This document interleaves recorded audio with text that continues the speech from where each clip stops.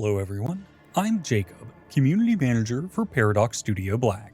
In today's Dev Diary, we'll explain how a historical conflict between the Church and European monarchs known as the Investiture Controversy is translated into Crusader Kings 3, and also serves as one of the 7 chapters in the new Christian church situation of By God Alone.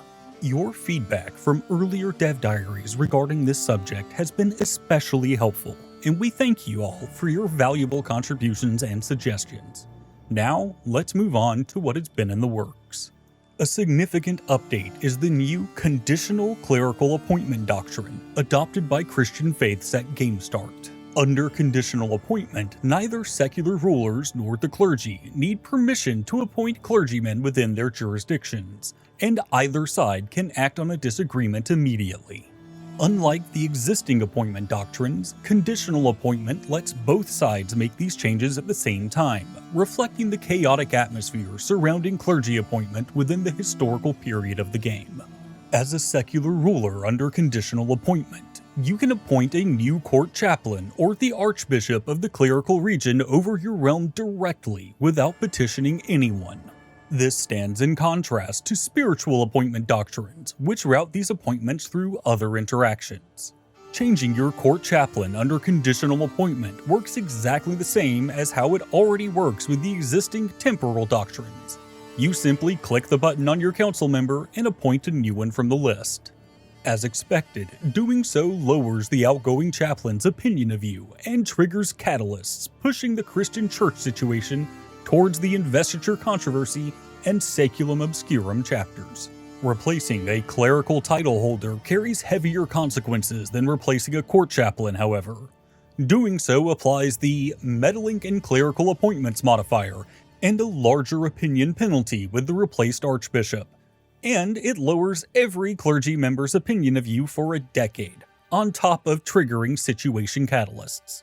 As these appointments accumulate, secular rulers and the clergy find themselves at each other's throats about this particular appointment issue, driving progress towards the Investiture Controversy chapter. Interfering with these undoubtedly legitimate actions over your clergy will eventually raise tensions to the chapter's threshold levels, as the church will grow weary of secular rulers' actions and choose to resolve the conflict permanently by finally entering the Investiture Controversy. Once the chapter begins, a 30-year countdown starts, and all relevant rulers are notified of an upcoming unique ecumenical assembly, the Investiture Council.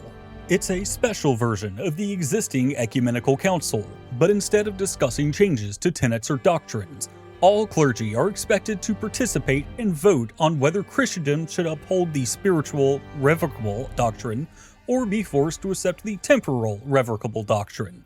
It can never be triggered manually elsewhere. You can see the current overall voting trend from within the situation interface.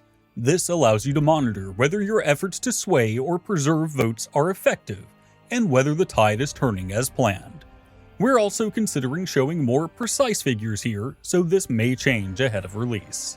By default, a participating clergyman's vote is to support spiritual revocable in the council. However, there are 2 ways a secular ruler can influence the outcome of the vote. One is through obtaining puppets, who then vote as their puppeteer directs them to. The other is the new Investiture Conflict Casus Belli, which allows both sides to compel a participant to vote for the winner's side on victory. If you lose, however, you are compelled to vote for the defending winner's side. There is no cap on how often this Casus Belli can be used, so both sides are expected to constantly strike at each other at every opportunity to make sure their side is the winning one throughout this 30-year countdown. A new one-time decision is also available for those who wish to pledge allegiance to the Pope, exclaiming that no matter what happens, they will cast a guaranteed vote towards spiritual revocable in the council in exchange for approved standing with the Pope. When the countdown ends and everyone is called to resolve the dispute, all invitees receive advance notice so they can plan their travel to the council. The default host for this activity is the Pope. If the Pope is a player, or an AI-controlled Pope is unavailable for any reason, a qualified archbishop will step in to begin preparations and distribute the invitations. If the council host is disqualified partway through, another archbishop can take over and reorganize the council within a couple of months.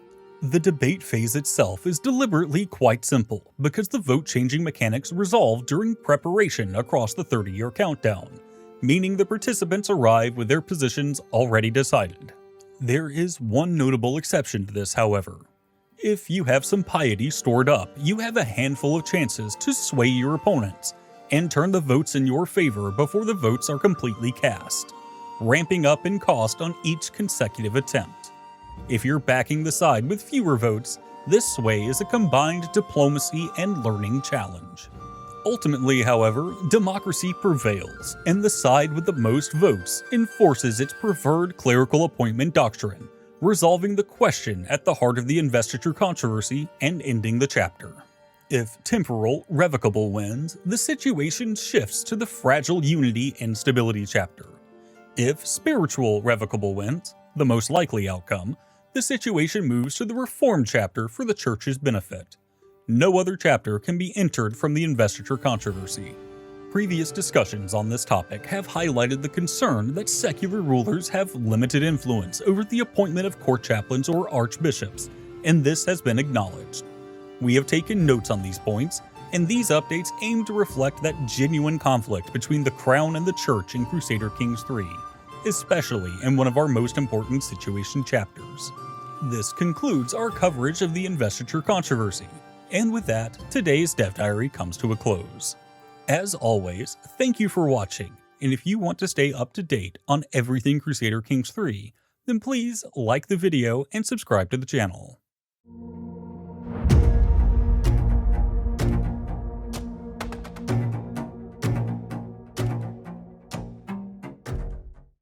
Did you miss us? The summer is always a rough time if you're a Crusader Kings 3 fan, but we're finally through it, and Dev Diaries are up and running again. If you want more information on By God Alone, we streamed it this previous Friday. You can find the VOD through our channel.